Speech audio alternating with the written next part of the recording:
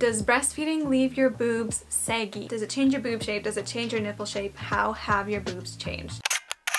Hello everybody, it's Delilah and welcome back to my channel. Today's video is going to be all about breastfeeding. We are in my bedroom today because my husband is actually watching my children at the moment. They're at the opposite end of the house, so hello, welcome to my bedroom. For 2 years now, I have been breastfeeding. I breastfed Eloise up until she was about 20 months old, and I'm currently breastfeeding my 3-month-old son. I've loved breastfeeding. It's been fantastic, and I get questions about it all of the time. So I went over to Instagram. I got you guys to ask me your questions about breastfeeding. You guys have a lot of good questions. I'm going to answer everything today. Do keep in mind though that every woman is different. Everybody's experience is going to be different. I can only speak off of my experience. Breastfeeding is not easy. The world tries to make it seem like it is, but it's not. And I don't want you guys to feel hard on yourself for experiencing problems or wondering why things just aren't working. If you end up formula feeding, that's fine. There is no shame in that. But if you do want to breastfeed or if you're having breastfeeding struggles, I hope this video will help you out a little bit. Disclaimer, I am not a professional in any way, shape, or form.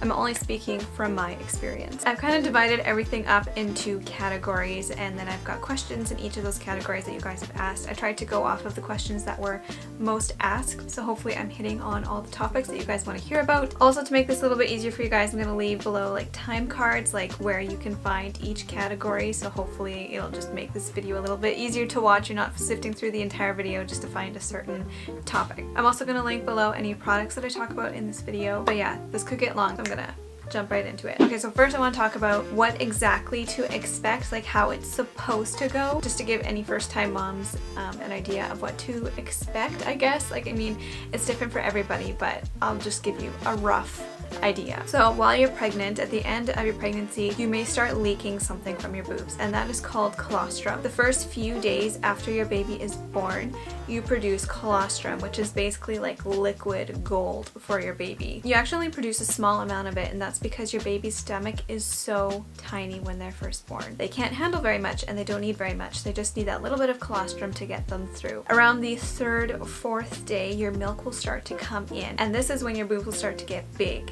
and engorged, and it can be very painful. Now, I know some moms don't experience this. Sometimes the milk just doesn't come in the way it's supposed to, and that's okay. You can always formula feed, or you can talk to a lactation consultant, but generally that's what is supposed to happen, and that's what you can expect. After some time, after your body regulates itself and understands how much your baby needs to drink, your milk will regulate and you won't feel so engorged all the time, but your body is still producing as much milk as your baby needs. So that's just a rough idea of what to expect, and I'm going to get into these topics. These aren't in any particular order, but I'm going to start off by talking about pumping and bottle feeding. To be honest, I don't have a ton of experience on this topic. My babies have been exclusively breastfed. We rarely use the bottle, and I haven't pumped too often, but I have some experience. How often do you need to pump, and when is the best time to pump? The best time to pump is actually right after you feed. That way, by the time your baby needs to eat again, there will for sure be enough milk. But you don't have to pump unless A, you're trying to increase your milk supply, or B, you're really engorged. The only times I pump is if I feel like my milk supply is getting low,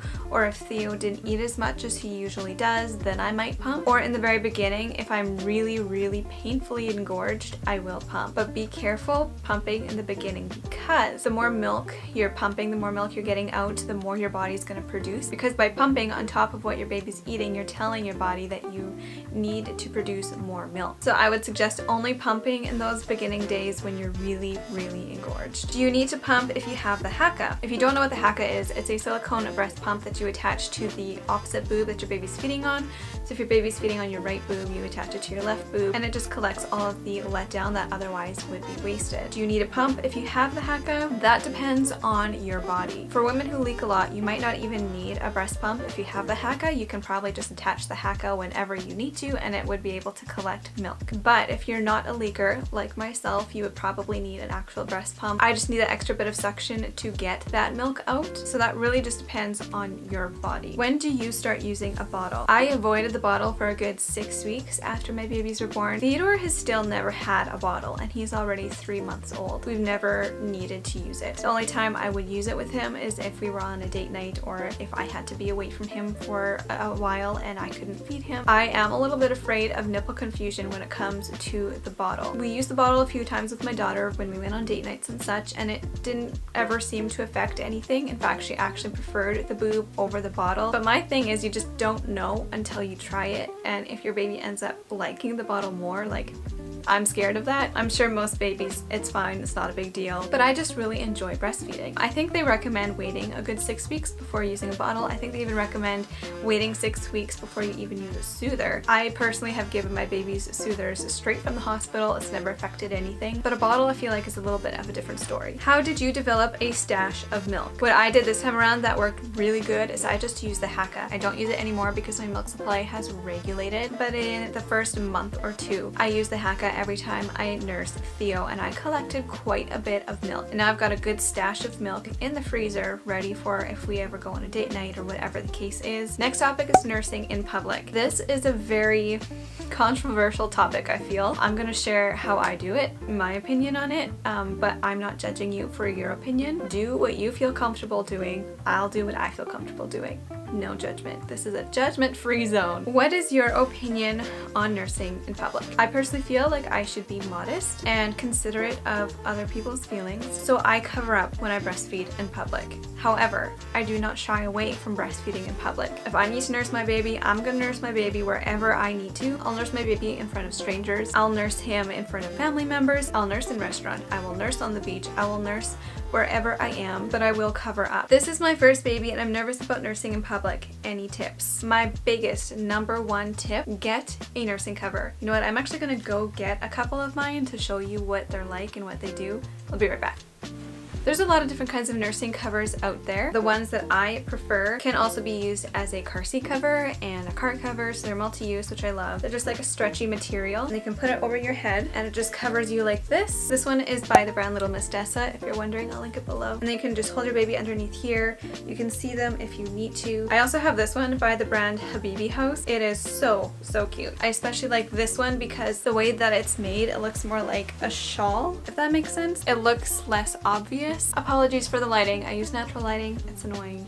So anytime I nurse in public, I just pull one of those guys out. I bring them with me wherever I go, and then I can nurse no matter where I am. The next category is all about the boobs. Can you go braless without leaking? That depends on your body and your boobs and your milk supply. I am not a leaker, so I can totally go braless without leaking. In fact, I didn't even wear pads this time around. I was using the Haka, which really helped to keep the edge off of the engorgement in the beginning, and I didn't even need to wear breast pad. But that's just my body, and there's no way of knowing if you're going to be a leaker or not until you're in that position. Does it hurt? Yes. It did for me in the very beginning with Eloise. For the first 2 or 3 weeks, it was excruciatingly painful. My nipples bled, they cracked. It was awful. But the key to making sure it doesn't hurt is making sure that your baby has a proper latch. If you talk to a lactation consultant, I'm sure you'll be able to figure it out. Talk to your nurses if you're in the hospital, they'll be able to help you. There's even like video tutorials and all kinds of tutorials on YouTube and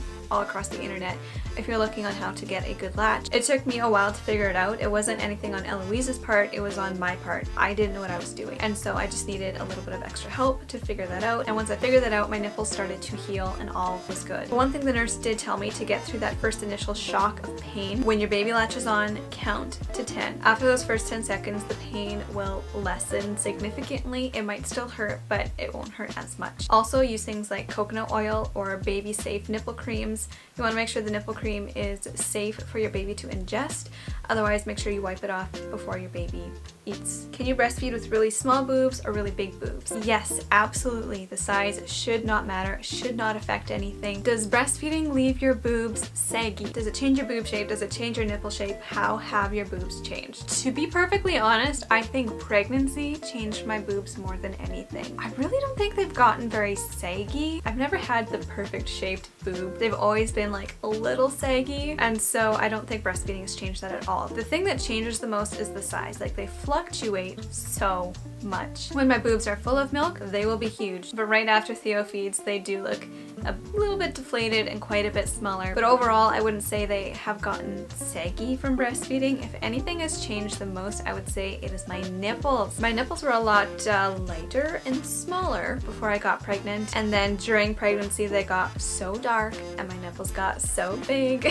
That's a very, very normal and common thing in pregnancy, and then it just sticks around. That's just the way that my boobs are now, and that's fine. Next category, nursing at night. What is your nursing schedule? I do not have a nursing schedule. I nurse on demand. If during the day my baby is having like a really long stretch without feeding, I might try waking them up and feeding them, but for the most part, I just let them decide when they want to eat. There's no point in trying to nurse a baby who does not want to eat, because you are not going to be successful. And I know, especially as a first-time mom, the nurses are going to push you to feed every 2 to 3 hours throughout the night, throughout the day. But as soon as I got home from the hospital, I let my baby sleep and they are just fine. I know the nurses have good intentions. They want you to feed your baby every 2 to 3 hours to help regulate your milk supply, and if it's something that you're worried about, definitely do that. But in my opinion, my babies will wake up when they are hungry. They're not gonna go hungry. They will let me know when they're hungry and then I'll feed them. And that is just how we do it. Do you nurse to sleep? No. This is something I learned the hard way the first time around. Nursing to sleep can really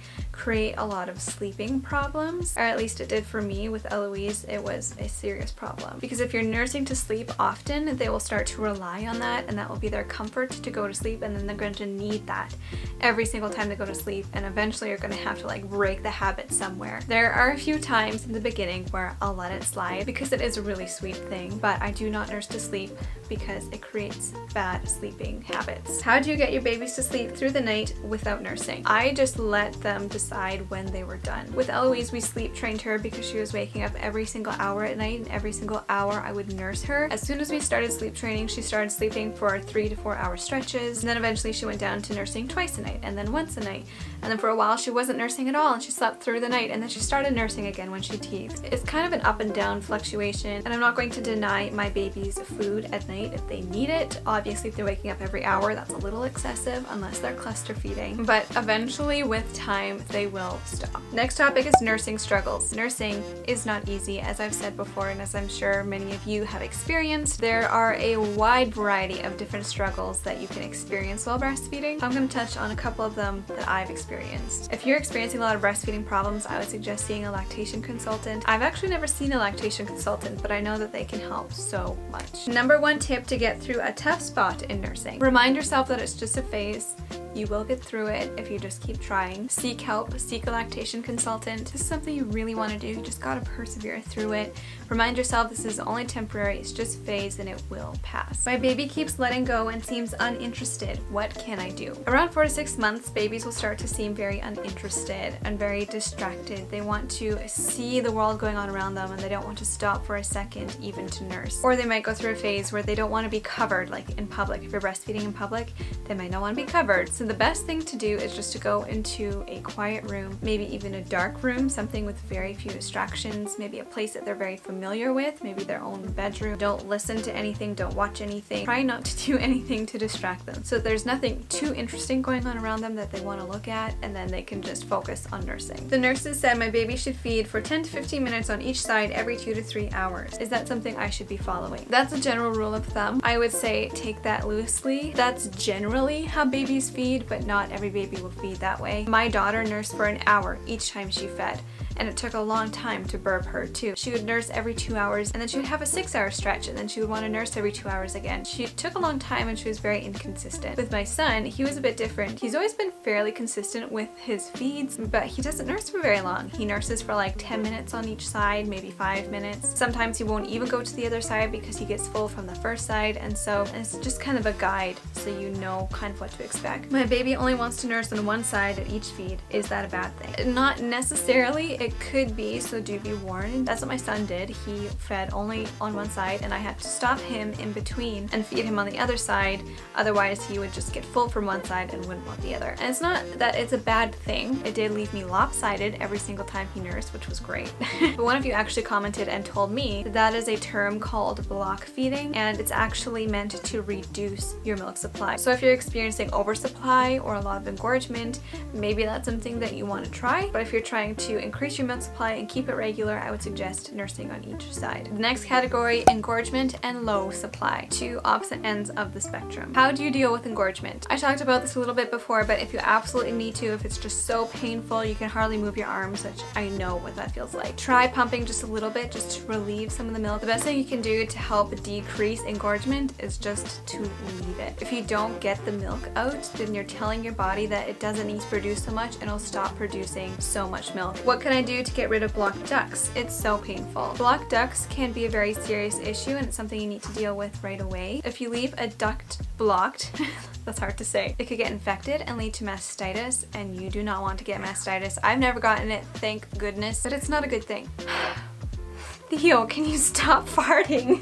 Why are you farting so much? Heat will be your best friend to help get the milk out of your blocked ducts. What I use is a bag of rice that I stick in the microwave, or I'll take a hot shower. That also works really well, and then I'll just let the heat sit there for a little while and then I'll massage it out just with my hands. If it doesn't work the first time, wait a little while and try again, and eventually it should all come out. You could also try applying heat to the area and then nursing your baby.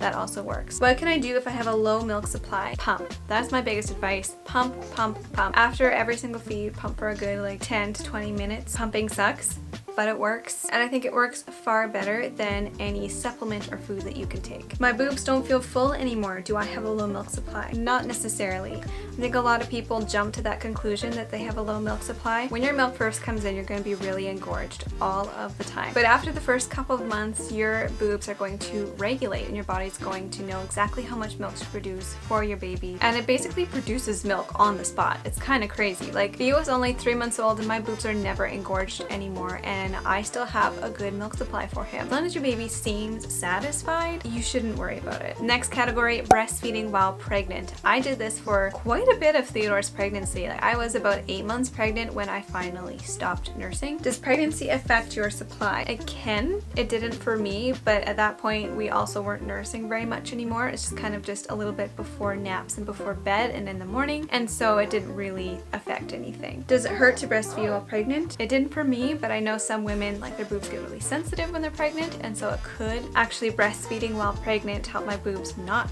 be sensitive. Does nursing affect your ability to get pregnant? It definitely can. When you're nursing, your body, for most women, not for myself, but for most women, it actually kind of acts as a birth control. I don't know like the technical terms or the reasons behind it. Often you don't get your period back for quite a while if you're breastfeeding. That's not the case for me. I got my period back at 2 months with both of my kids, and we didn't have any troubles getting pregnant. However, if you are wanting to get pregnant, I would suggest maybe stopping breastfeeding or breastfeeding less. It can affect your ability to get pregnant, and it can lead to miscarriages. I have heard that from some of you guys, and that's been the case, and it's completely heartbreaking. And so I would suggest, if you are wanting to get pregnant, maybe wean a little bit. Whoa, he's pooping.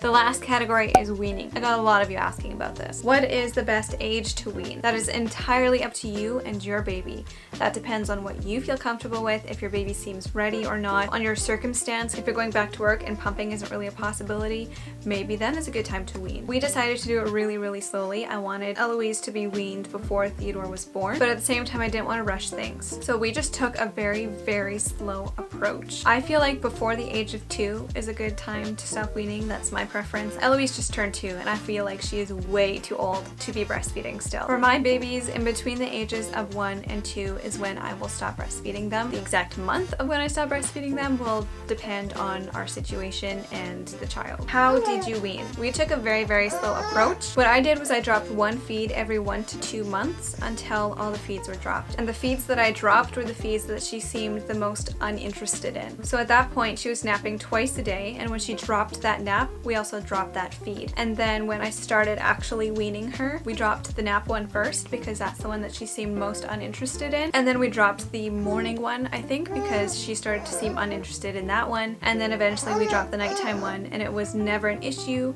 I feel like doing it really slow helped my hormones to not get all out of whack, and they stayed balanced. Somebody's here to join us. Also, doing it very, very slow helped prevent engorgement. I did not get engorged at all, and it was a very nice, slow slow process, and I really enjoyed weaning that way. Speaking of breastfeeding, I think you need to eat soon, don't you? He's getting hungry, so I'm gonna have to go and nurse him. I hope you guys enjoyed this video and found it helpful. Breastfeeding really isn't an easy thing, but once you get the hang of it, it is so worth it. If you haven't yet subscribed, I would love it if you would do so. Give this video a thumbs up if you found it helpful. If you want to be a part of videos like this where I ask questions over on Instagram, give me a follow over there. I'll leave my link to my Instagram down below. Thank you guys so much for watching, and I'll see you in the next video. Bye guys.